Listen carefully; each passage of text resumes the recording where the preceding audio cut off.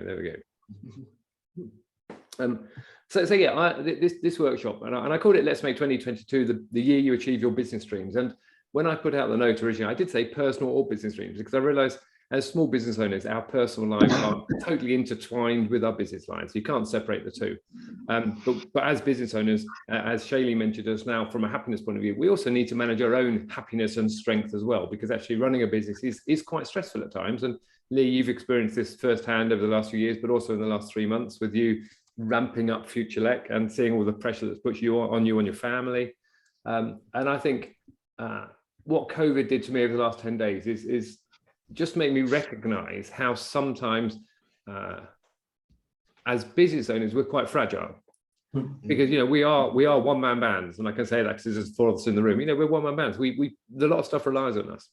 And my job over the last 10 years has really been around helping business owners step up and scale up their businesses and move away from that one-man bandness, if that's appropriate, and build something that's bigger. Now, not everybody wants to build a bigger business, but I believe they need to have better structures in place to enable the business to run without them if they so choose. And I come back to the very first book my accountant, Angela, gave me in 2004 when I told her I was setting up my business. She gave me a book by a gentleman called Michael Gerber, or Michael E. Gerber to be precise. And that book was called The E-Myth Revisited. And has anyone read The E-Myth? No? Not really. I know it, but not really. Okay. So the principle around the E-Myth is the fact that it's the entrepreneurial myth. And in Michael E. Gerber's book, he talks about a lady called Sarah, and Sarah loves chocolate. And she loves chocolate to such an extent that she decided to set up her own chocolate factory, or chocolate company, should I say, making chocolate. And sure enough, within a few months, she's making more chocolate and she's having such a great time. And then she realizes chocolate has become her life, and it's consumed her with this world of chocolate. And she ends up hating chocolate because she's having to do everything from the accounts to making the chocolate to finding the customers.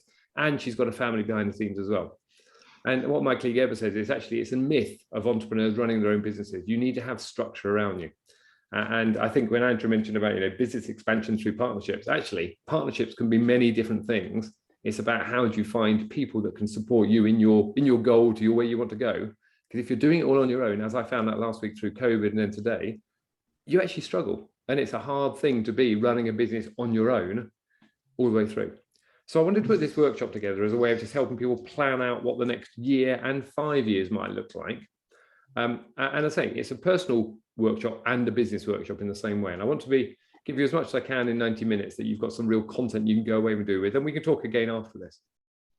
And I'm going to run it as I do with my clients. So I work for business owners who want to grow and scale their businesses. I coach one-to-one. So I loosely call myself an executive coach. An executive coach is a strange term, but basically it's coaching people who are in what we used to call executive roles. And I don't think that term exists anymore, but in coaching we still use it. People who are in leadership positions.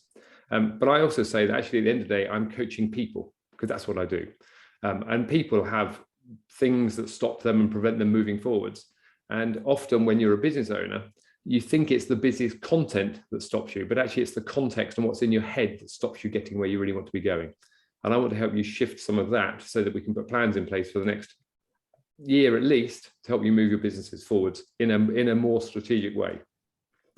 And when I run my business sessions with my clients, I always start with what I call a round of good news. And we've all just introduced ourselves at the start of 10, but I do this for a purpose. And Shailene, you'll smile when I say this, because my view is that actually there is a lot of doom and gloom around us if we choose to look for it. But actually, if we choose to look for the goodness in the world, I always laugh whenever I see Andrew Newton. He's always positive. And I said stoic just now, because actually I think there's a mentality to this. And from a psychological point of view, I have an acronym, TFA, which I have in my mind all the time. And that says what we think about influences how we feel, which influences how we act. So if I look at business owners today and I talk to them about what's going in their business at the moment, I see two categories of people. One is those who are, it's wonderful, the world's going to be booming in the next few years, everything's working out well, and they're feeling good about the world, and everything's looking positive, and they're acting positively. They're opening up new businesses, they're finding new clients, they're doing different things. On the other hand, I find some business owners who are thinking it's all doom and gloom. COVID's hit my business. I can't see a way out of this. Everything's going to cause me problems in the next few years. The government's got it wrong. COVID's got it wrong. It's all somebody else's fault. and they're feeling inwardly negative every day. Fine. And because of that, they're acting in a way which is preventing them moving their businesses forwards. So my view is we need to get really clear at the beginning. How do we put a context on this? I'm going to come back to that word context in a minute. So actually, how can we help ourselves just think the world is a good place? And it's not about positive mental attitude. It's just about believing that what's out there is right. So I start with a round of good news. And I would say professional and personal. So I'd like to go around the room today. It's just a quick sentence on what's going well for you personally and professionally that you just want to share with the group. So feel free to share personal and professional good news, and I'll do the same as well. And in fact, I might just kick off actually. So personally, from my perspective, I've had my family here this last weekend. I came out of isolation on Sunday, and my mother and father and my cousins and my brother arrived. So we had a Rose family pre-Christmas get together. And it was lovely, and it was really nice just to see one, because it's the first time we've done it since 2019. So it was just a lovely thing to get everyone back in the same room again. And my parents are 76, 77, so for them it's nice to see everybody. And my cousin in the last 2 years has had 2 children, so we've now got a new addition, which is quite nice to see them come in. So it's quite nice to get that in the family. So that was such a lovely positive thing actually, and I think it's nice. And they're still here today, and they'll be here for a few more days, I reckon, at this rate. That wasn't the intention. They were due to be leaving at lunchtime yesterday, but they're not. So that's personally. Professionally, I think I've had a really good end to the year. I work with lots of different organizations, and a client who I've worked with facilitating board sessions came to me last week and asked me to coach the COO of that organization one-to-one over the next 6 months. So that's quite nice to end the year with a new client coming in with a lovely lady called Carla, who I'm looking forward to getting to know over the next 6 months. So that's a professional good bit of news. So that's me. Who wants to jump in next? I'm happy to. Go for it, Charlene. Yeah. Yeah. So both professionally and personally, I ran a workshop on the weekend called Looking Back, Looking Forward, where we went through a structured process and had a workbook that we worked through to look at the last year, and then also think about themes and things for the year coming forward. And it's quite nice structured work. It's not one I've created, it's one I've used for the last 2 years. And just that process of looking at the calendar and capturing everything that's happened over the course of the year, both personally and professionally, and making some reflections on the themes that have come through, I find it really useful. And I shared that on various posts and things. And it was one where a lot of the stuff early in the year I'd forgotten that I had been involved with or done. And when you look, and sometimes you get caught up and feel, okay, things aren't going my way, or you feel a little bit down. And then when going through this process, it just reminded of the variety of things I've been involved with, the experiences I've had, the opportunities I've had, and the impact as well. So that was great, going through that. And on a personal basis, got family who's come through in on the weekend from the States. So sister-in-law is staying with us. So that's lovely to spend some time with them. And as a family, we're looking forward to spending a little bit of time with each other over this Christmas period in that way.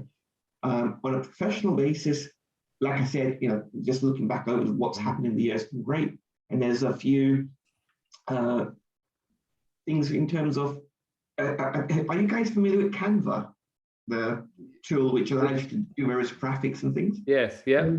Yeah, so I've been using that recently to create some infographics and share those. So there's one which I've done on self-care, which I'll be sharing in the new year. But also I've done one in relation to something I'm launching in the new year related to a mastermind group. And it's been fun putting that together and then learning something, I guess, and putting it out. So those are, in short, my couple of bits and pieces of good news. Yeah, I love it. Thanks, Shailene. Really lovely. I love the reflecting back.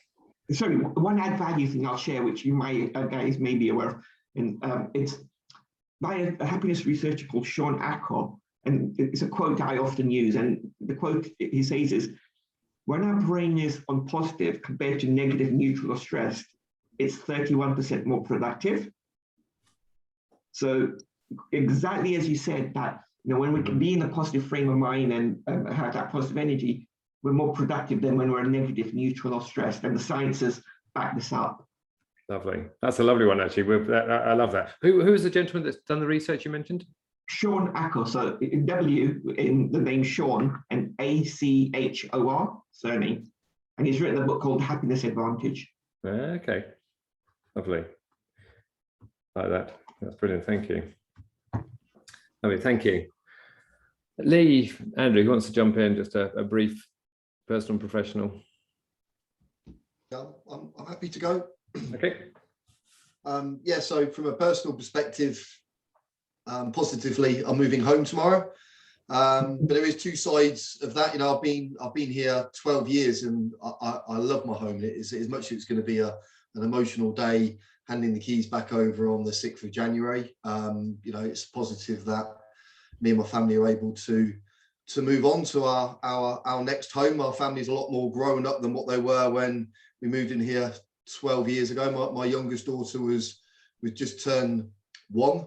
Now she's 13. My son's now 22. Actually left home in January, but he's actually coming back home now. The house that we're moving's got an annex, so even though he's coming back home, he'll still have his own space, so to speak. So yeah, so positively we're moving home, and we're all 5 of us are going to be back together for Christmas, and probably together for the next couple of years, which is great. Yeah, so personally that's definitely and we didn't have to move out this side of Christmas, but this whole starting 2022, we didn't have to be out of here until the 6th of January, but we made that conscious decision that we wanted to be in the new home, settled, ready for action, 1st of January 2022, all back together to be able to hit the ground running. Good luck. Which obviously will put us in a good personal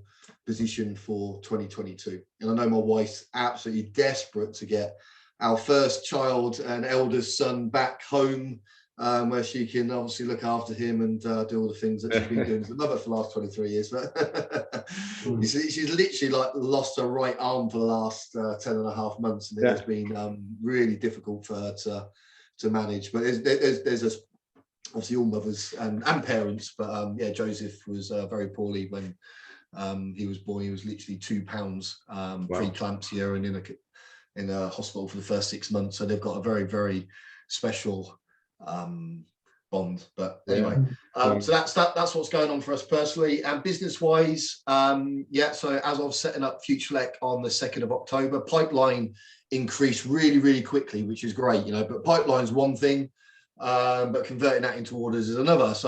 And we did. So we received our first 2 official purchase orders from new build clients yesterday, and we will become operational on the 10th of January. So, it's positive in lots of ways. So one, it's great to start getting some return on your investment. And we're actually expecting 2 more orders to be with us by Friday this week. But yeah, the speed of what it's actually happened of, conversion of pipeline to orders has been, it's been really, really good. So, wow, that's exciting. Yeah, it's good, and it's good to rely on the things that we were just saying there. When we are positive, we're a lot more productive. But this morning, it really hit me. This morning, I was quite not negative, but it was like building up to this, I've got a lot to do, and and then you become a little bit ineffective of what you're doing. You start dotting around. If you've got 10 things to do, instead of just starting at 1 and working through your way to 10, I was like jumping from 3 to 4, 4 back to 2, 4 to 7, and all of a sudden you're becoming really inefficient and ineffective of what you're doing. So I think this call is very timely. Lovely. And to regroup and to hear some positivity for some other people and get back into my busy day once we end at 12:30. Perfect. Thanks, Lee. We'll get you there. And Andrew, anything you want to share? Yeah, sure. So I think for me, the positives, personally, in the last 12 months are family's doing well. Everyone's been fit and healthy all the way through. my daughter's 25 in January. I don't know quite how that happened. Ah, The chronology of time is cruel, but yeah, but she's doing really well working in the NHS.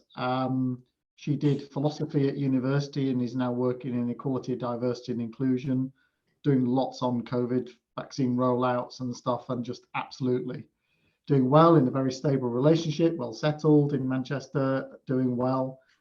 James, younger one, he has had a slightly bumpier ride this year with, kind of challenges at uni and things, but he's found his way. He's on his industrial placement at the moment, doing well, and is enjoying his engineering. So, all good. great. I think from a personal perspective, one of my big things, as you know, is the local running club, and that's just gone really well. We've done some really good stuff over the whole COVID period. We're much more inclusive now than we've ever been in terms of the types of runners that we have within the club, and we're probably twice as big as we were 4 years ago. So that's really good. I'm really enjoying that. I think from a business perspective, I think it's been a very transitional year for me. So the BXP business, I had a major client I signed up really quickly when I started, and that really was my primary customer all the way through to the middle of the year when that all finished. So I think revenue wise it's been challenging, but I've done so many new things this year. It's given me time to go do them. So Yeah. I spent a lot more time on the partnering side, put the website together, put lots of new content together, made lots and lots of new kind of relationships that will I'm sure bring more business in. And it's given me time to get my run coaching qualifications and set up the new business as well, which has been, it's always been kind of a long-term goal of mine to do it. And the nice thing is things ebb and flow, but actually I've never been not busy, not got something to do, and I've got the flexibility to do that. So, I'm pretty optimistic about 22, to be honest with you, and beyond. So yeah, it's exciting times. That's good to know. Well, and it's lovely just hearing that from the three of you in terms of, there's so much going on there, isn't it? There's so much, if you look at it from a personal and business perspective, that we actually, be grateful for and look at moving forward. And as Andrew said there, we can be optimistic for 2022. It may not appear it on, if you read the newspapers, but actually, we just have to fix our mindset on a different way of doing things. So I want to crack on with a couple of models that I use. And Lee, you might have heard a couple of these before. These are some of the models I use to help people understand where they're going. And the first one I'll talk about is the word context. And people get confused with the word context. So I just put a real quick definition of what I mean by context. And to do that, I'm just going to ask you to play a game with me, because context is really key. And what I want you to give me, I'm going to just say a word, and I want you to just go around and just give me all the words that come to mind when I say that one word. So the word I'm going to say is red. What comes to mind? Lipstick, apple. Yep. Apple. Sports cars. Sports cars, nice. Stop. Stop. Danger. Danger. Anything else? Fire. Fire. Okay. Okay. So exciting. Exciting. Okay. So you've given me what I call content. So I always make the definition between context and content. So I've come up with a lipstick, apple, sports car, stop, danger, fire, exciting, with the words I wrote down. So between you all now, which of those is the correct answer? And it's a trick question, because you're never going to go with a correct answer, because there is no right or wrong to that question. But if I tell you my context was traffic light, what's the correct answer now? Stop. Stop. There is only one answer, and it is stop. So when I think of that, that is the word stop. So because I've given you a context for this color red of traffic light, the answer is stop. And too often we go about life not knowing what our context is, therefore always trying to make decisions about something. So let me just do another example in that case. I'm going to make a fruit cocktail, whatever it might be. What's the fruit I'm putting in my fruit cocktail? Just give me some fruit. What's the fruit we're putting in? Apple. Grapefruit. Grapefruit. Apple. Apple. Pineapple. Or pineapple, sorry, yeah, okay. Yeah. Banana. Banana. Strawberry. Watermelon. Yeah. Okay, and I'm going to ask you the same question again. Which is the right answer? Apple, grapefruit, watermelon, strawberry, banana, pineapple. Which is the right one? The answer is you don't know. So my context at this stage is I've just come out of isolation. I want to go for a run this afternoon. I need some energy. Which of those fruits is the one that's most likely to give me my energy? Banana. Banana. So, because again, I've given you the context. In red, it's traffic light. In fruit cocktail, it's energy. And once you get a context clear in something, you can then all decide on it. And I go into too many businesses where they're not clear on the context, where I ask them, I talk to them and say, what are you doing this year? We're growing. And I then say to the IT director, well, what does growing mean? Growing means we're going to buy new terminals. We can put new PCs on everyone's desk. I then talked to the FD, and the FD said, oh, growing is all about share price. We need to grow our share price. I then talked to the HR director, and he says, yes, we need to grow our headcount. We need more people. I then talked to the operations director, and he said, oh, no, we need to cut costs. We need to cut costs. But it's all in the context of growing, but they just haven't got clarity around that. And so many businesses don't understand what the context is for where they're going. So I like to say, actually, if you can get really clear on a context for anything you're doing, actually decisions become easy. And especially in your business as a one-person business, actually getting clear on your context up front helps you understand the things and the steps you're going to take. And that's the key piece around this, because if we're looking to 2022 to make it a successful year, come back to my discussion about think, feel, and act. All we're doing is setting a context around how we want to be feeling. Because once we get clear on our context, if I want to be feeling happy, what is it I need to look out for? What does I need to do in my life? And the difference I make there is the difference between source and outcome. Source, S-O-U-R-C-E, and I'd make the differentiate for that in a minute. And the outcomes. If the outcome I'm looking for is happiness or success, as my context, I then need to understand what are the activities at source I need to put in place to enable me to get there. Because it's really clear for those businesses and people who don't have a context, actually, any road will take them there because they don't know what they're aiming at. So you have to get clear on that to start with. So that's a bit of a story I want to use as we go through this over the next hour to think about what's your context for 2022 and beyond. Because actually we might, as over the next time, is think about where does that take you in terms of maybe a 5-year vision or a 10-year vision. And I say 10 years because I do a lot of work with scaling up businesses. And one of the things we talk about in the world of scaling up, we come back to the work of Jim Collins. And Jim Collins wrote a great book called Good to Great. And what he did, he assessed 1,439 businesses at the back end of the back end of the last century. That sounds a long time ago, doesn't it? Just before the year 2000. And he looked at those businesses and realized there were certain, but they were all good, but the ones that became great businesses actually had a couple of things in common. One is they knew what their context is for the future. And he coined this term, big, hairy, audacious goal, which is a bit of Americanism, but actually a BHAG, as he called it, actually was what they had. They had something that was bigger than them. And then often when we're running around in our business, we have small visions or small goals. And then once you achieve it, it's like, well, what's next? What Jim Collins found was those businesses actually, they would set something out way out into the future, having a vision of the future that they probably wouldn't ever achieve, but it surrounded everything they did. And it gave them a purpose. And often if we talk about the word purpose, people get confused what it means. But my view is a purpose is something that actually we can all work towards, but actually you're not necessarily going to achieve it. It's something that's out there. And I think often people have a purpose which is actually really achievable. And that to me is just a goal. So if you surround it and say, okay, what's my purpose? My purpose actually becomes the context. It becomes the why I do anything in my business or in my life. So thinking about your businesses at the moment, and this isn't, we're not doing an exercise fully on purpose, but let me just ask you the question. If you were to know the why of your business, what is your why? What's your context? Have you ever thought about it? Has anyone got clarity around that? Shailene? Yeah, so the tagline I use and what I share as my purpose is positively impacting people's happiness and well-being levels. Lovely. And the why there is that a lot of what people are facing, whether it's depression or isolation or unhappiness, are things which can be alleviated or made less by doing various practices on a regular basis. Okay. And those things can be taught. And so that's why I exist, to help teach those happy life habits. Yeah, love that. And it's really key, isn't it? So positively impacting well-being. I love that as a thing you're out there doing, because actually you may never achieve all of that, but if you just surround yourself around that, that's what you're all about. Yeah. Love it. Okay. Lee or Andrew, have you got any clarity around what your why might be? I think for the run coaching thing, I think it's about helping runners to achieve their own goals. Mm. Yeah.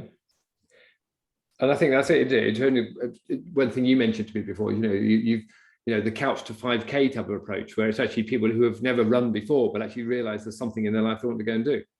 So something there out in the future. Now, I think with running is an interesting one, isn't it? Because, as a runner myself, I know that actually running is a health thing for me. And as I get older, actually, I want to maintain my ability to run, because actually being able to run is a sign that I'm still healthy and vibrant. And that's something I want to be able to take into the future. Agree. I think for me, running is as much a mental thing as it is a physical thing. Yeah. It certainly, I got really serious about it when I was under a lot of pressure at work, and there's a lot of stress at work and whatever. And that was my release valve. Love that. Super important. Yeah, love that. Lee, what's yours? I know you and I have talked about this before. Have you got clarity around that? Yeah, so our context of our business is to support the UK to become net zero by 2050. And how we're going to achieve that is by having 3% market share, supporting other competitors and other organisations. But our main goal and our main context around our business is to support the UK achieving carbon net zero by 2050. Wow, that's powerful. That's powerful, considering it's now 2021, so 29 years from now. Absolutely, there's a lot to do. Yeah, which actually, as Andrew said just now, we'll go to by the brink of an eye when you think about a 25-year-old. Yes, yeah, absolutely. And I think it's interesting. 29 is 28 years, isn't it? Because we're on the eve of. You're right. Actually, yes. Let's bring it down. And it's interesting, isn't it? I was due to have a coaching session this morning with a guy called Michael, who is in Melbourne, and I was reflecting to my dad last night over dinner that 32 years ago today,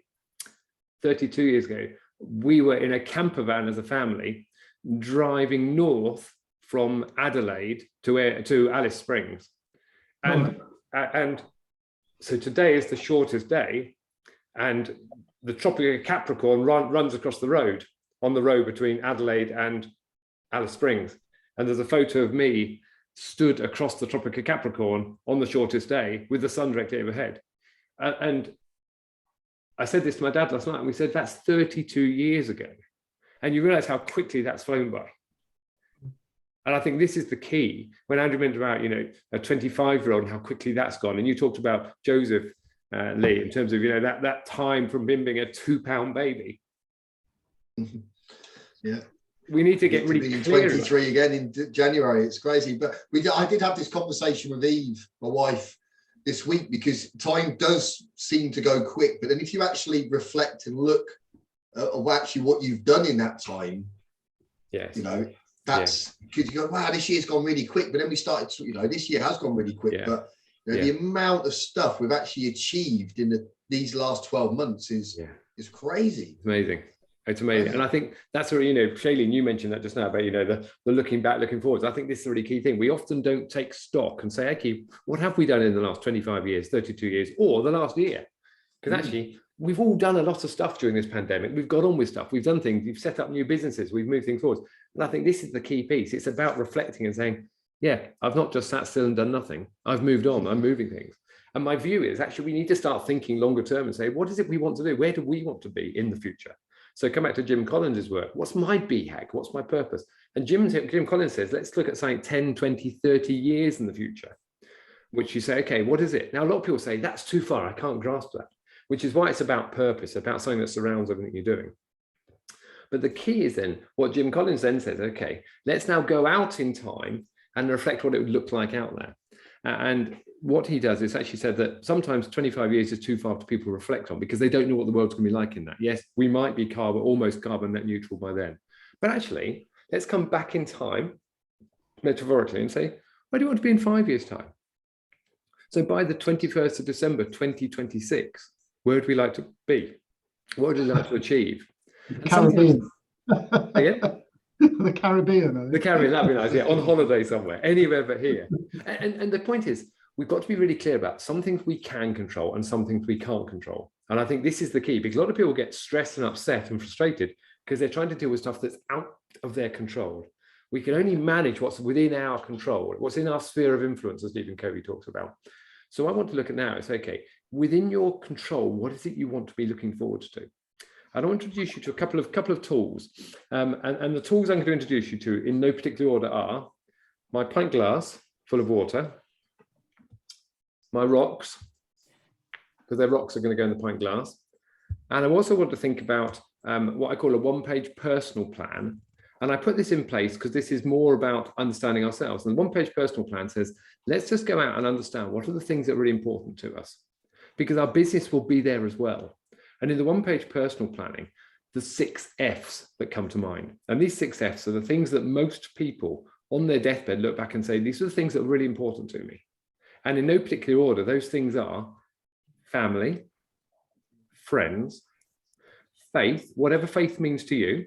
It doesn't necessarily mean religion. It could be in community, fitness, finances, because actually at the end of the day, there is some need to have some finances to manage and look at how we can use for good, and fun.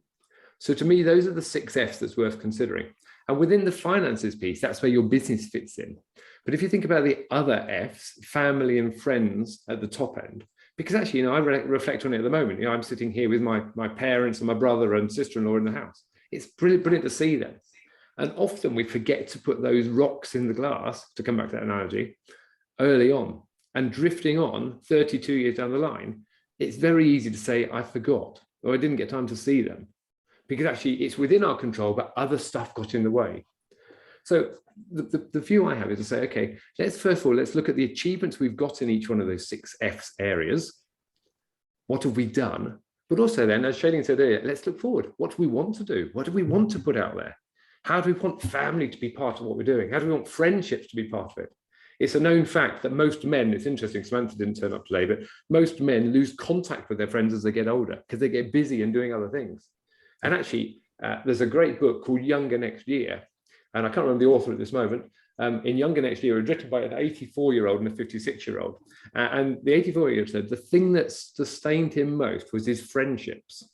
How to build those friendships with people. It's not just men, but it's the men's talk, because we often as men forget to talk to our friends about what's really going on for us. And that's why it's important to maintain those friendships. Fitness is the other one that's key to this as well, because obviously looking at Younger Next Year, what the 84-year-old said is actually the thing that really sustained him is actually having his mobility, being able to get around, having less joint issues than other people, enabling to do things, and setting himself challenges to do things.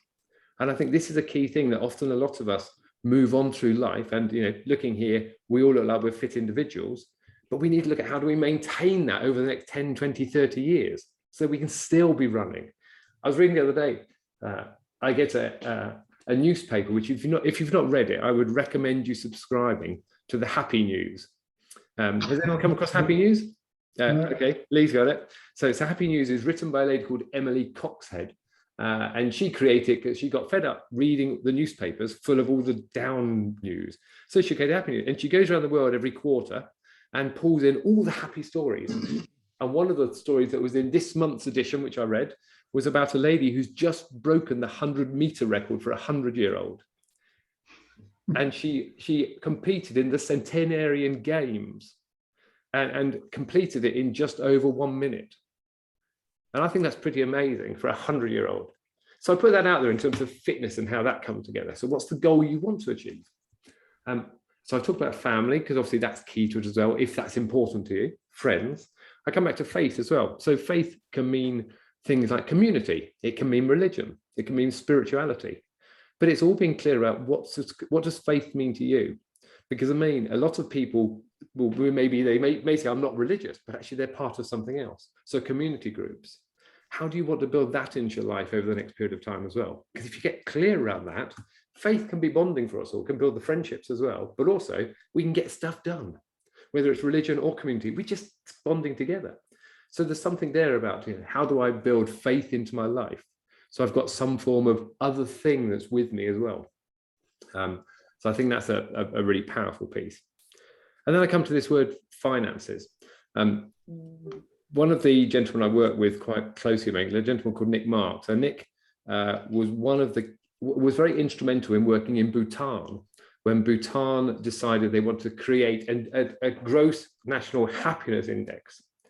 And what Nick did, he's created a product called Friday Pulse. And Friday Pulse just measures happiness, because actually what he said is a lot of companies promote engagement scores, but how do you know if you're engaged or not? But actually what Nick said, actually most people can actually say, am I feeling happy at this point in time? So Nick said actually that happiness is one of the key things to drive engagement, and engagement actually drives better community engagement, better business engagement. Because if I feel happier in my business, I'm more likely to be engaged, and therefore I'm more likely to be more productive. And come back to your point earlier about 31% more productive. I love that, because actually that means businesses can make more money and have better business, which means they can do more with that money, which is where purpose comes into this. So finances, we know in the Western world actually is very important to us. It's what you can do with it. I was listening to a great podcast the other day. There's a great podcast by Jake Humphreys called the what's it called? High Performance Podcast. And he was interviewing a gentleman who is the founder of Redrow Homes. And the founder, he has given away over 220 million pounds over the last few years. Because he said, I built this business. I started laying sewers when I created my life. That's what I did. But I built this business up through the 70s. I now want to give back. So finances enable him to go out and give back that to the communities he's part of.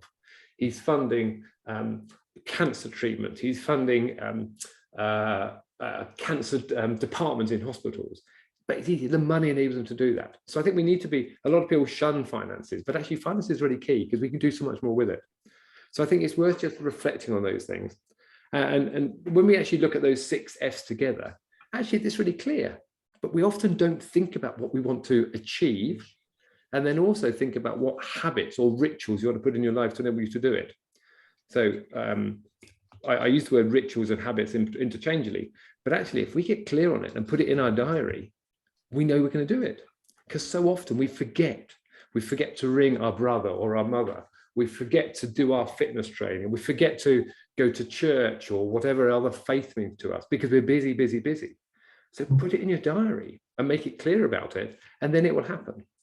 And I think one of the key things as well, looking at Lee and Andrew, talking about your children growing up. My eldest daughter has just left home. She's 19. I want to make sure I have something in the diary every year to connect with her in different ways, whatever it might be. But I need to put it in the diary now, otherwise time just drifts away. And it's very easy to get to the end of the year and say, didn't get around to doing it this year again. So my view is, let's be really clear about what the habits and the rituals we want to put in place. What do we do? So Andrew and I meet up. We did before lockdown, and we started again last week. We met up on the first Friday of the month, and we just go for a men's coffee. It wasn't aimed at men. It just happened to be men that came for a coffee, went to a local coffee shop and just talk business. And there's a group of us now, and that's a nice habit to have. It's not, there's no compulsion to go, but actually it's nice to get around the breakfast table and have a coffee and a croissant, chew the fat on what's going on, and then move on. But you've got a regular first Monday of the month in place. So that's one of my views on that. So I was going to send you a form afterwards just to give you a bit of a guidance on this, to think about what habits do you want to put in place? What achievements do you want? What do you want to build up? And then let's just come back in time. If we're understanding what we want longer term, what do we need to do in the next 5 years or 1 year within each one of those areas? Because if we can get clear on that to say, okay, if we want to achieve what we want to do in our business, what are the things we need to do specifically between now and December 2022? Because it will sure as hell come round fast. So unless we're putting that in place. And the reason I talk about this, I'm a big fan of Stephen Covey. And if you've not read any of Stephen Covey's work, I think I'm one of the only dads who gave his daughter the 7 Habits of Highly Effective People for her 18th birthday present. I said to her, you're probably not going to read this yet, but one day you will. So in there, Stephen Covey talks about 2 different things, which I think are really important to us. And one is urgent versus important. And the other is he comes back to his rocks in the glass. And I think when I ever come around to it as well, we often talk about, we talk about being productive. And I hold my pint glass up here. And my pint glass is about 80% full. And for me, often people try and run their pint glass full, 568 milliliters, full to the top. And we know that if I handed you a pint glass that's full to the brim, what's likely to happen if you just had to hold it? You're going to spill it. Exactly. But we always try and run our businesses too full. We're trying to run and run, run.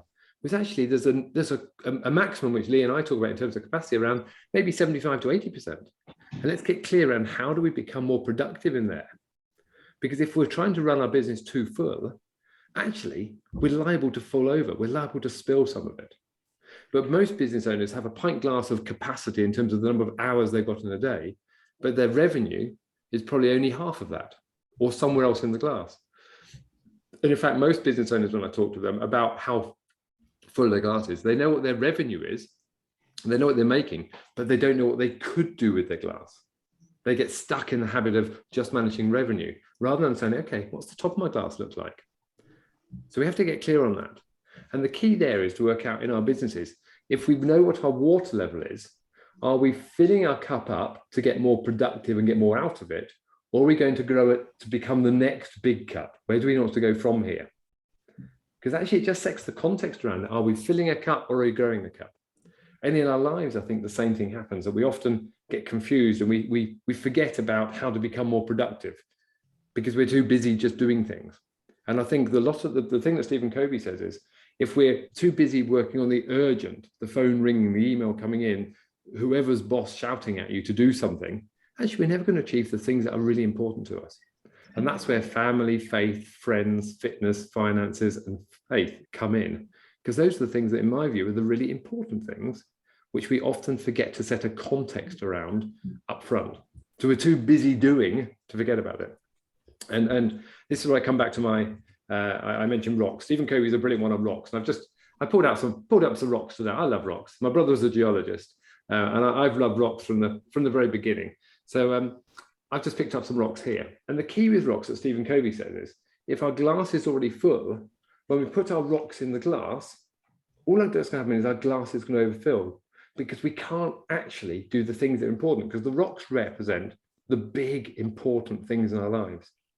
But if our pint glass is full of water already, or sand, i.e. the minutiae that just gets in the way, there's no room for the really important rocks.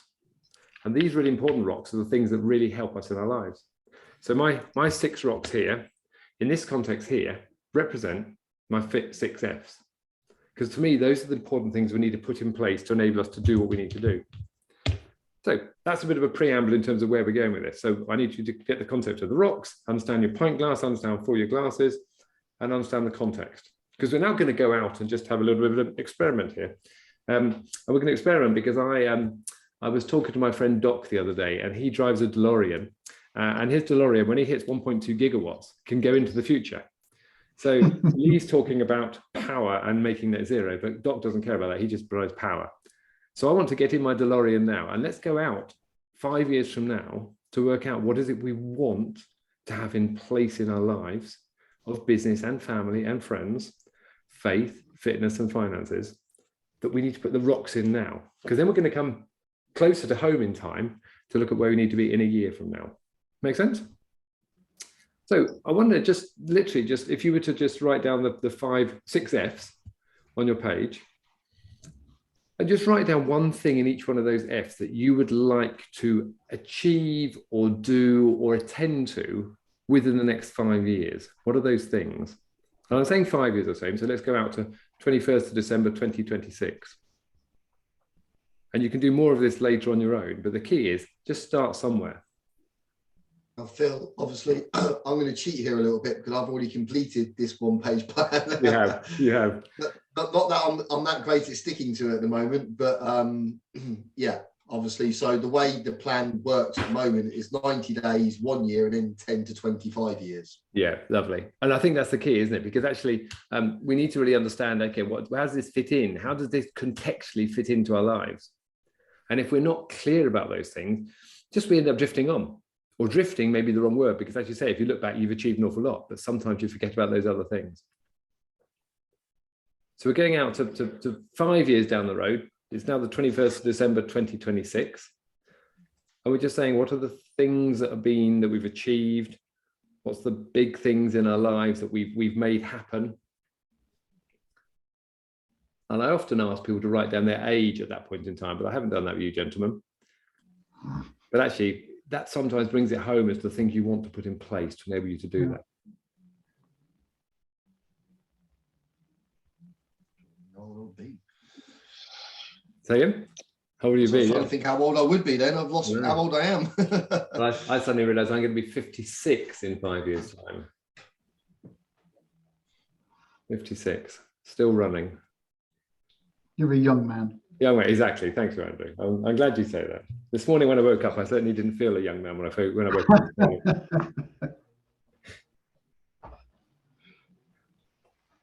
So again, we're not going to go through it in detail today, but I just wanted to give you the principle, and I'll send you the template that you can fill in later, which I've sent to Lee already. I mean, just one thing to share from my side. Yeah.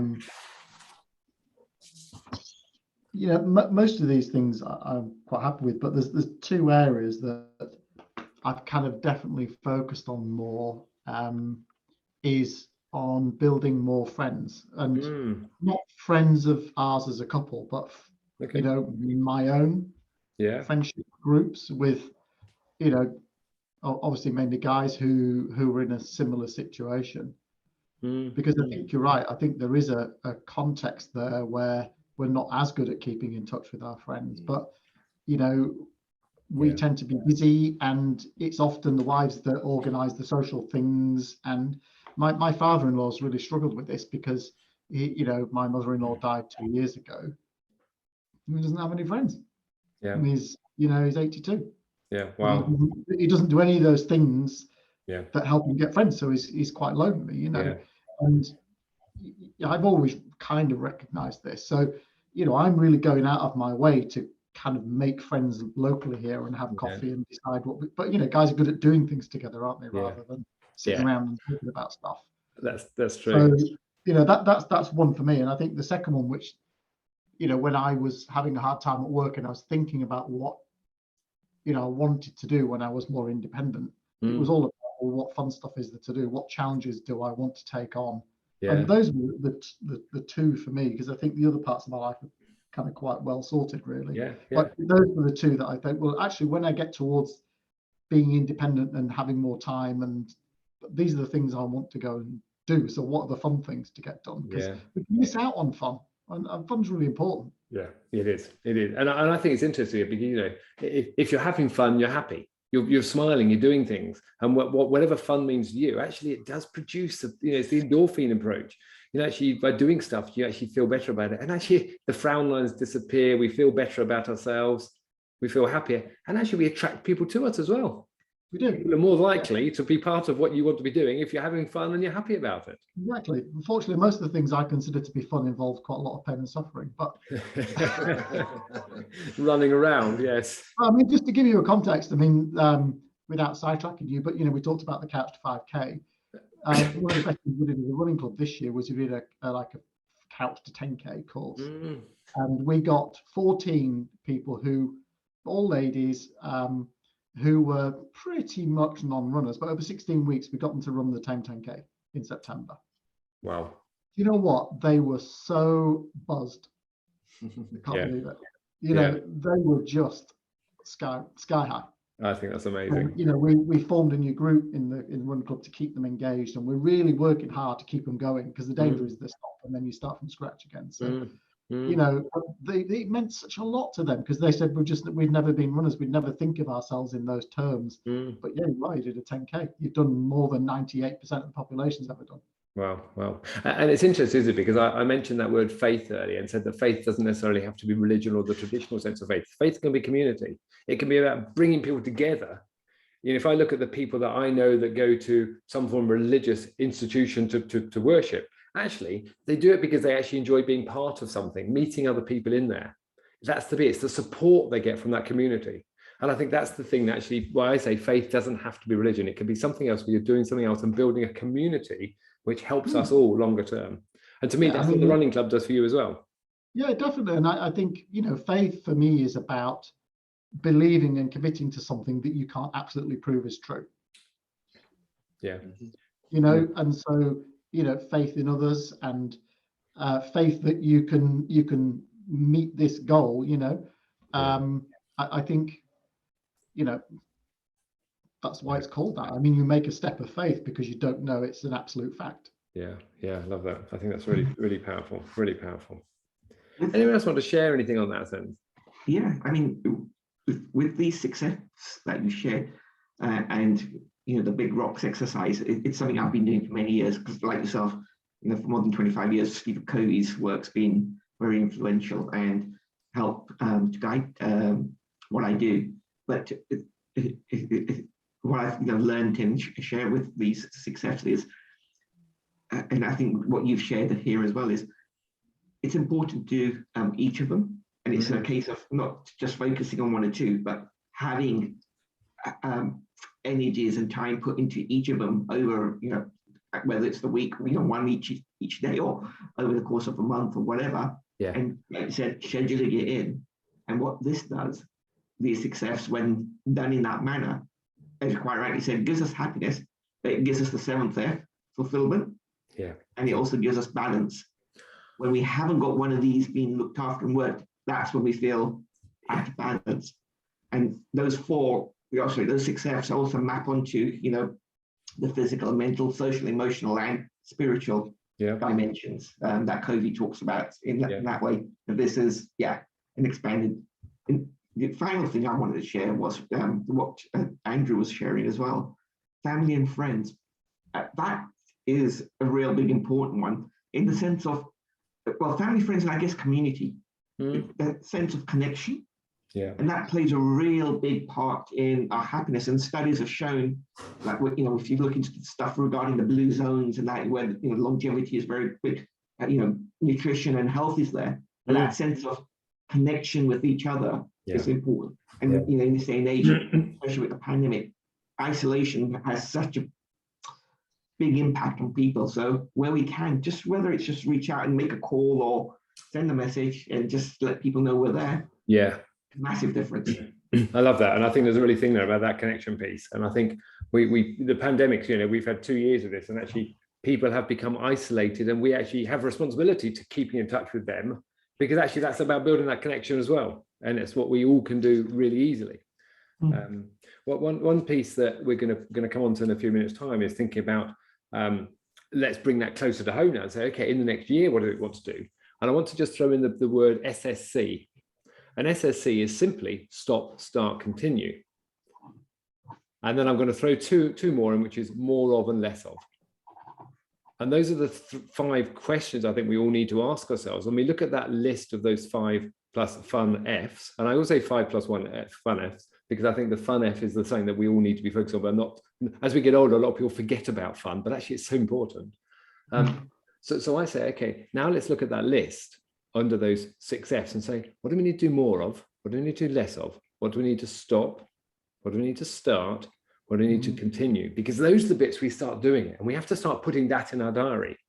Because if we've now created a context, come back to my red context, if we create a context for our life and say, this is what we're trying to achieve, now what do we need to do to get us there? So what do we need to stop doing? What do we need to start doing? What do we need to continue doing? What do I need to do more of? What do I need to do less of? And sometimes having that conversation and putting it on paper, we've now got something we can come back to and say, this is what I decide on the 21st of December 2021 that I want to be doing in the next 5 years. And you've got a framework you can start to build up to say, how do I now put that into my life? How do I fit it in? Because my week is still only 168 hours long. My pint glass is only 568 milliliters high, big, full. The week is 168 hours. So how do I get more in my week, but also maintaining my balance? So I've got my own balance in there, which is my 80% to allow me to do other things. That's the key. So this is where this word context comes in. So let's just reflect on that. So stop, start, continue. If you were to think about one thing each, what do you need to stop? What do you need to start? What do you need to continue doing in the next period of time? And just give me one each, effectively.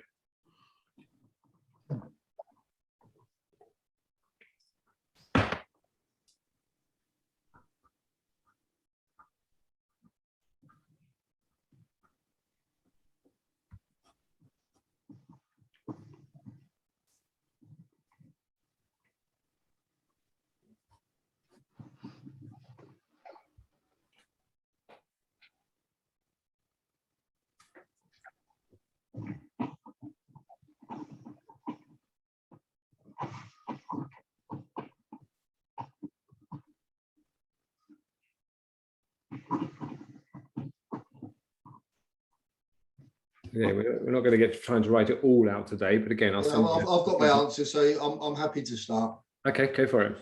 Yeah, because obviously it has been well, Phil knows me better than most, but the thing that I need to stop doing is my self-doubt. Yeah. Things that I need to start doing, I have to start separating, which has been quite difficult, but separating work from my personal time. Yeah. Because currently at the moment, you know, they are clashing quite a lot. And if we look at the glass in that capacity of what we're able to achieve, then there's far too much crossover of my work time into my planned or pre-arranged or expected personal time with my wife and family and friends. Yeah. And we were talking about that family and friends stuff, because this time of year is always quite good for us with family and friends, because both mine and my wife's birthday are only 3 weeks separated from each other. Mine's in November, mid-November, wife's early December, and we do celebrate our birthdays. You know, we enjoy and like to celebrate our birthdays with family and friends. So, and outside of having COVID as well, mid-November, shortly after my birthday, we've had some great times, and even in with everything that's going on this year, we've created some really nice memories. From me and my wife going to Fatboy Slim in Liverpool, which, you know, highly recommend. Felt like I was 18 again. We had an amazing night.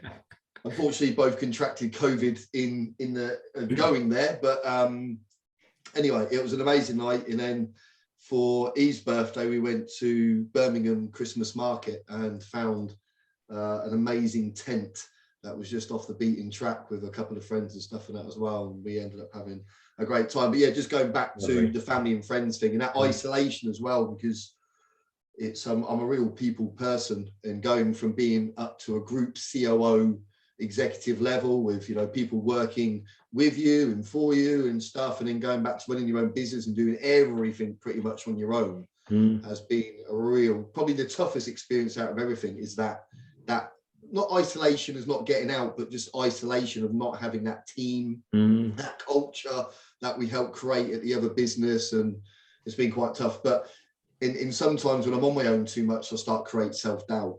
And that's one of my traits that I have. If I have too much time on my own, I drive around a lot on my own, spend a lot of time in hotels, I start to doubt my own process and my context. Yeah, and on the things that I need to start doing, like I said, is separating my time up more constructively. Yeah, I think that's really powerful, actually. And I think it's interesting, that self-doubt thing, isn't it? There's the I ran a webinar a year or so back with a couple of friends of mine, including George Anderson, who Andrew knows, all about imposter syndrome. And I ran it with George, who's a personal trainer, amongst many other things, and a friend of ours called Lisa Lloyd, who's a psychologist. And what Lisa shared is, you know, this imposter syndrome, we all have it. We all think we're we're on the edge. But actually, we've got to, as you said, we've got to stop self-doubting. We've got to like believing ourselves. And I think the key there is saying, okay, what is it I need to do to believe myself? What is it I need to surround myself that says, hey, I'm good. I'm really good at doing this stuff. And you've got to, as Peter Thompson used to say to me, is you've got to run your business just south of arrogant. And that means you're not being arrogant, you're just south of arrogant, because you need to have that belief in yourself and your ability. Because if you don't have your belief in yourself, nobody else is going to. Yeah. And that's why, you know, you've got to start showing that and believing in it. And there's lots of things you can do in that, because it's very easy for me to say to somebody, believe in yourself. But you've got to surround yourself with those things. You do. You get a lot of that. What I always go back to is boxing. Yeah. And you've got to have that little bit of, you know, confidence, arrogance, you know, tenacity, because otherwise you're never going to get through them ropes and compete with another human being in front of people, you know, and that risk of failure, getting knocked out, hurt. Yeah. And that's what it's quite weird, because, you know, it's something that I've done consistently since I've been 13 years old. And even last night, you know, I'm able to get into, you know, four corners of the ring, as they say, with someone that I've never met before, and you know, have a bit of a tear up with a guy. And not really, but unless you believe in yourself, you would never eat. It's really tough, and I respect anybody that does any sort of sport or any sort of thing business wise, because not a lot of people do that. But but that imposter syndrome, I do suffer with, definitely. Yeah, and that's, I think it's something, and we need to work on that, and you need to work on it, and look at, you know, what does it you need to do? Surround yourself with the positive, good news. work up and, listen to that motivational tracks. I've just downloaded a book, Lee, which you told me about, which is Living with a Seal. Did you tell me about that? We had the discussion about it, yes. So I just downloaded that, and I think that's I'm only half an hour into it, but actually there's someone who really believes in themselves. Yes. So thank you, Lee. So stop self-doubting, start separating that work with the personal, and especially in your sense, because you're just building a business. And it's hard building that business from scratch. You've got to put that time in the diary, which is why you need to come back and really clear about it. And I hold my black pen up because Lee knows that I often use red, blue, black as my 3 contexts. And actually black time is the really important time, because blue and red, that consumes your life if you're not careful. We need to put black in our diaries because that's the thing that drives value. Family, friends, fitness, faith, family, and finances, and fun. I've missed one there.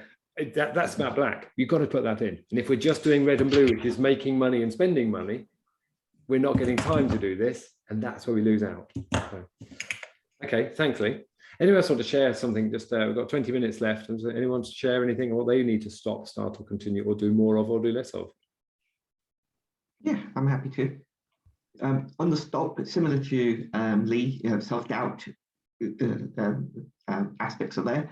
And the other one I kind of put there, it's more of a generic, procrastination and distraction, dealing with those to stop some of those happening.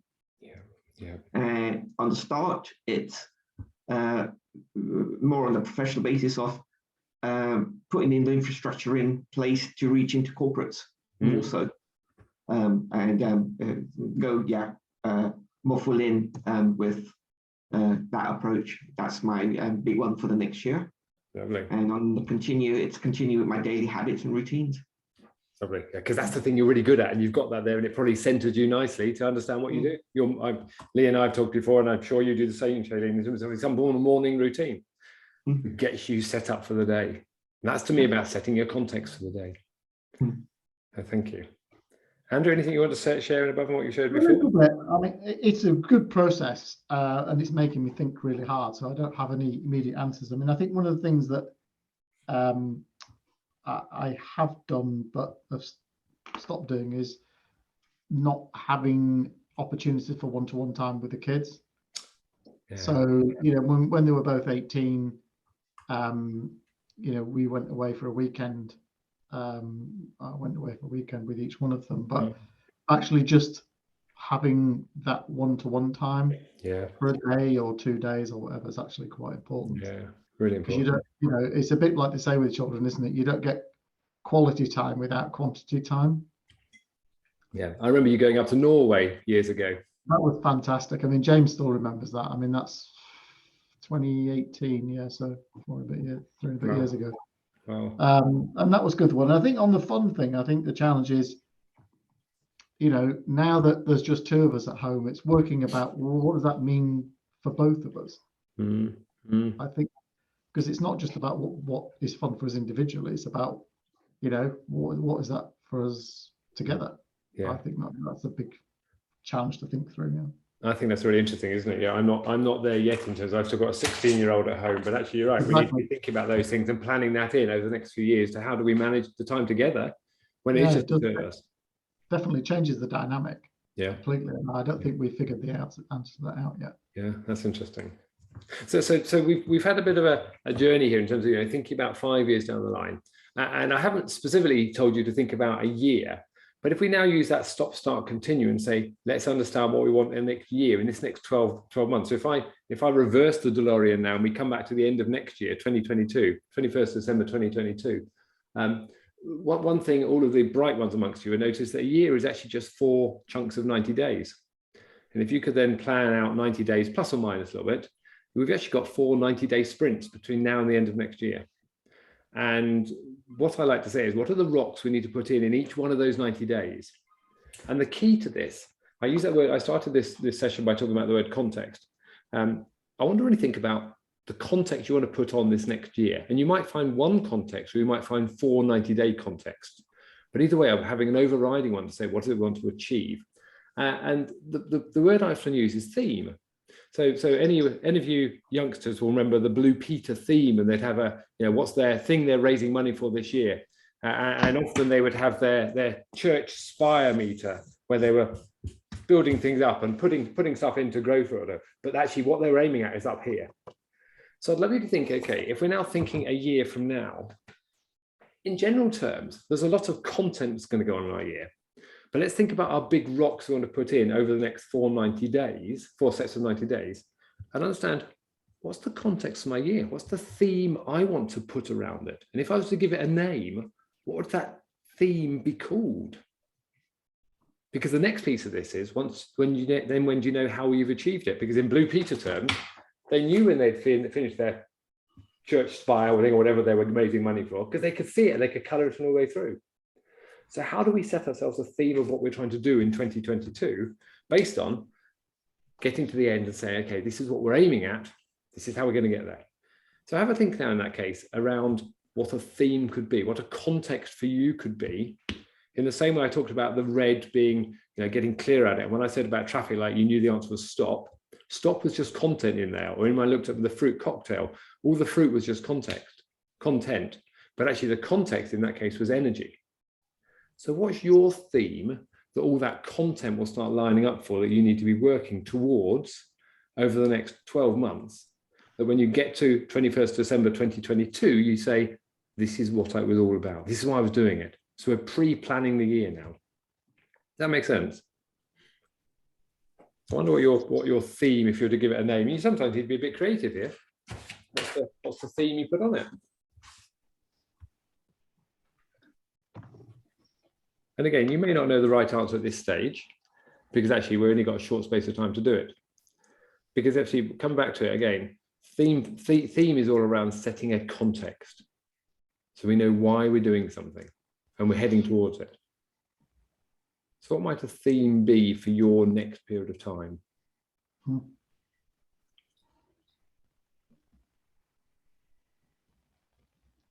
you got any ideas? Yeah, with the one that came up for me from, as I was saying, thinking about this over the weekend, the word or the theme, it's intentional. That's the word that I'm working with, or the theme, intentional. Yeah. So being more aware and intentional with the things I do, both in the professional context, but in the personal context as well. Yeah. I think it's a great one. Interesting, actually, we talked just now about how you set yourself up for the day. I have a morning routine. I write in my diary. In fact, I didn't do it this morning because I wasn't in a fit state to write anything. But I write down specifically 5 letters. I write down WWMTG. And WWMTG just means what will make today great. Because then I know, and it's just, I'm not saying I've got to do my accounts or I've got to ring Shailene up. I say, I'm going to be loving, or I'm going to be caring, or I'm going to be purposeful, or I'm going to be focused. And then, because I'm setting myself a theme for the day and say, this is what I need to be doing, this is how I need to show up. Because then I can say, now what activities, right? If I wanted, let's use the word, if I wanted to be loving towards my wife, what is it I need to do at source to be able to deliver that context? You're smiling there, Shailene. I laugh on the basis of, I resonate with that. And if I may, can I just share a sales pitch? Yeah, go for it. So one of the things that I helped to do with creating these habits is there's a happiness journal that I've been using for more than 5 years, and I sell that happiness journal, and I teach people how to use that happiness journal. So I have a 30-day gratitude and journal habit immersion workshop. Right. Habit immersion training course. So it runs for 30 days. You get the journal. It's a nice hardback journal. I'll fetch it in a moment to show you. But in there, it's based on 5 positive psychology practices. So there's 3 which are the morning routine. So the first one is, what am I grateful for? You fill that out. Yeah. The next one is this: what would make today great? Yeah. So you're setting that intention of thinking how your day's going to unfold and what things you want to be having at your forefront to make today great. And it might be family related, it might be work related, where you're going into this meeting and what would make today great is being attentive in this meeting, or being clear, or whatever images you need to bring through. The third part in there is an affirmation. So you're capturing an affirmation there, and it's not one which you need to change every day, but it might be one which you're working for a few months or a few weeks. And then tail end of the day, it's got one question, which is, what was amazing about today, or in besides happiness, it's what are 3 good things which happened today. So like the question you asked, what's been positive? So just looking back and reflecting on that. And the final question was, how could I have made today better? And what I, sometimes ask people to do on that one is, if they can't think of what they could make better, what did I learn today? Yeah. And so if you're starting and ending your day with that, bookending it, as many of the positive development, personal development mentors speak about, it works. And so that journal is the first thing I do in the morning as soon as I wake up, and it's the last thing I do at the end of the day. Yeah. And it helps get those happy chemicals in, and it helps set that focus. Yeah. There. I love that. And I think I actually got that WWMTG from my happiness journal many years ago. I use a variety of things. I just use a blank notebook now, but I know it needs to go in there, but that's exactly what it is. And the key, I think, to plug in there is, it's now coming up towards the end of the year. A lot of people will make New Year's resolutions. My view is, actually, a lot of New Year's resolutions we know don't work, because most people are spending time in the gym in the first 3 days of the year. They forget about the rest of the time. We know that, they're never actually doing the things they want to be doing. But the key is, use that same principle to review 2021. What are you grateful for? What affirmations have got you to where you are? What was amazing about this year? What's been positive? How could I have made this year better? And actually just reflecting on those things, because then we can help it in our business perspective, understand what is it we need to do to really get clear. So I love that. I'm glad you brought that in there. So I think that the key here to this theme, the theme is about setting the context for the year. It's going out to the end of the year and saying, actually, if these are the things I want to achieve, the things I want to be putting in place in my life, what's the theme if I was to give it a name? All we're doing is giving a name, and then we can just say, this is the reason. And I said that the year is just 4 90-day quarters, because we might say we've got one overriding theme for the whole year, and then we might have 4 individual things which get us on that journey. And that's the key to this as well. How do we understand what gets us on the journey? And the key bit, coming back on this now, let's come back to my rocks.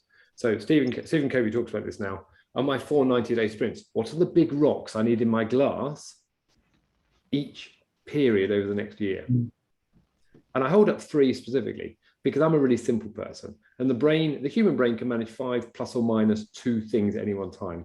And being simple, I go for lowest common denominator. So I say, actually, what are the 3 things I need in my glass right now that I must go and do over the next 90 days to get me on that journey? Only 3, because actually they're the things I'm putting in my glass right now. And I've drunk too much more water now, but actually, what are the things you need to be doing? So I wonder, in that case, in the last few minutes, what 3 things might you consider in the next 90 days that will get you on your journey to power you up? And the bit I talk about here is, I used to be an aerospace engineer. So as an aerospace engineer, I did a lot of work with Rolls-Royce jet engines. And I knew when I was working on my fuel pumps that I had to prime the fuel pumps for 3 times in flight, when they were using more fuel than ever. And one of them was on the runway to get the plane off the ground. Because I know that actually it's going to take a lot more power to get you up. So this next 90 days is about trundling down the runway and hitting the accelerator and putting the fuel in the engine, which is going to carry you forwards into altitude and bring you back down again at some stage. So sometimes you might put some chunky stuff in here for these 90 days, and that's the fuel. And therefore we need to look at now how we manage our energy to do that, which is the subject of another day. But what 3 things might you put in your glass in terms of your big 3 rocks for the next 90 days that will just start you off on your journey?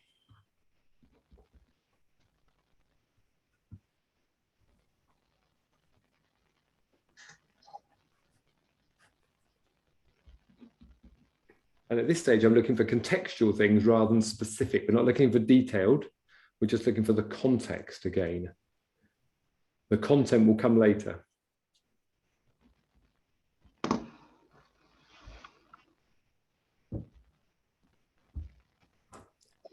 And again, in the interest of time, we're not going to get a chance to bring them all up. But if I share what I'm looking at. So for me specifically, in the areas of family and friends, one of the contexts for me, Andrew mentioned this just now about building more friends. One of mine is actually about maintaining friends. The friends I've not seen as much over the last year for various reasons that I've ignored just because we've been busy. So I want to make sure I put things in the diary that will enable me to go and see those friends, because that's a really key one. I also put my wife in there as well in terms of family, because actually I know that, you know, without my wife over the last 10 days of isolation, I wouldn't have been, you know, half the man I was, so to speak. Okay? I need to make sure I'm showing that actually I care about that and appreciate that. So I need to put some things in the diary to make sure I develop a better relationship with my wife over the next year. And I just start that now. So actually one of the big things is just to put some date nights in the diary, whatever a date night might be. A date night might be a weekend, but just having time with her on a regular basis. Start putting those in my diary and stop using excuses for not doing it because I'm busy doing other things. That's the other one. And then from a business perspective, which is my finances, I know there's some key things around there. So actually my big rock from a business perspective is just that word marketing. My context is marketing, because I know that I need to do some big things in the beginning of the year, which will power the back end, but I need to get the front end up front. That's my 3 big rocks. Anyone else want to share anything in the next few minutes? Yeah, so I think mine is, it's having fun with family and friends. Yeah. For me. So what does that look like? That's different in each context. Yeah. But yeah, having fun with it. And actually, I think that thing is, isn't it? It's as you said, it depends on the context. But actually, if you just put that now as an attitude you want to carry forwards, fun's there. So what does he need to put in place to do those things? And over the next few weeks, just work out what the things are. Plan the camping trip in, plan the running weekend, plan the weekend away, whatever it might be. It's the key.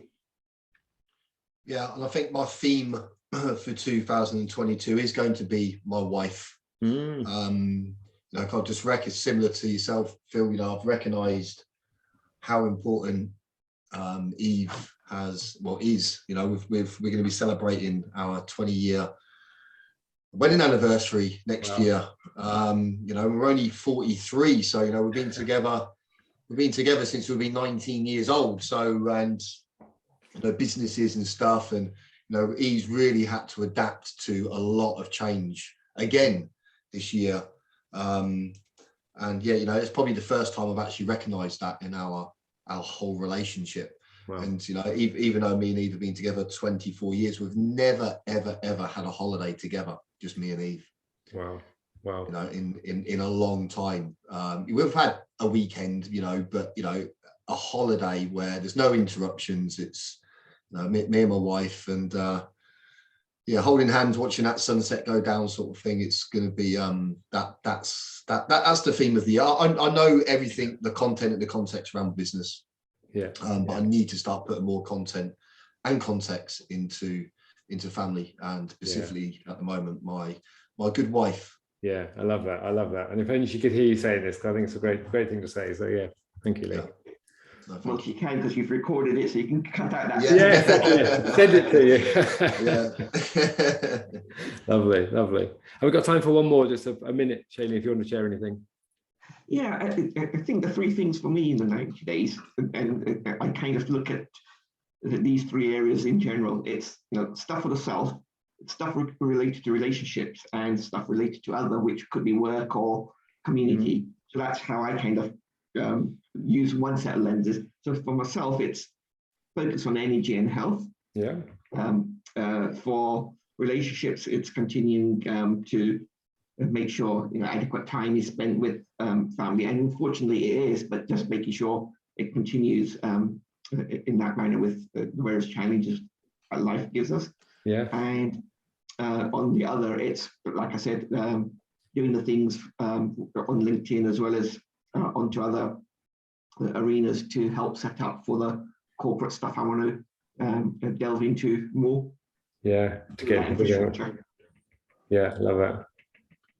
I've written that down because I think that's one of the key things for you, isn't it? Getting into that bigger arena. So I love that self-relationship with others. It's a nice, simple way of thinking about it. So we're coming to the end now. And I started off by saying about thinking, feeling, and acting. And in business, we often make our decisions on a feeling basis, and then we justify it intellectually, I always say. The thinking follows the feeling. We often think it's the other way around, but it's the feeling that comes first.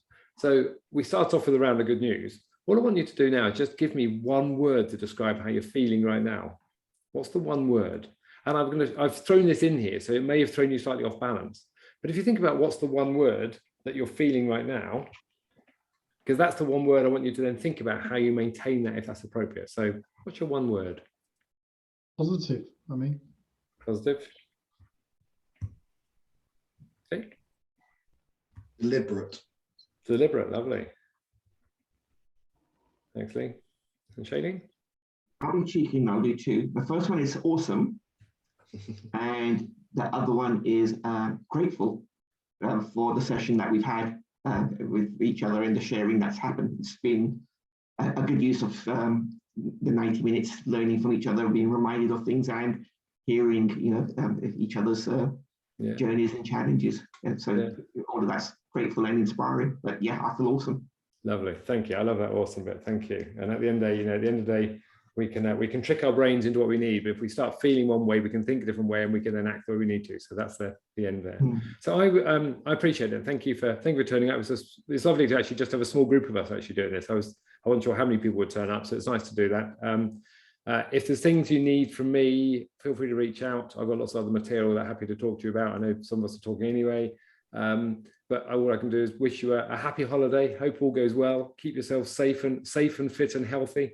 And at the end, I always come back to it. Just remember, family, friends, faith, finances, fitness, and fun are the key things that will get us where we need to be going. So put that in your diary before you do anything else.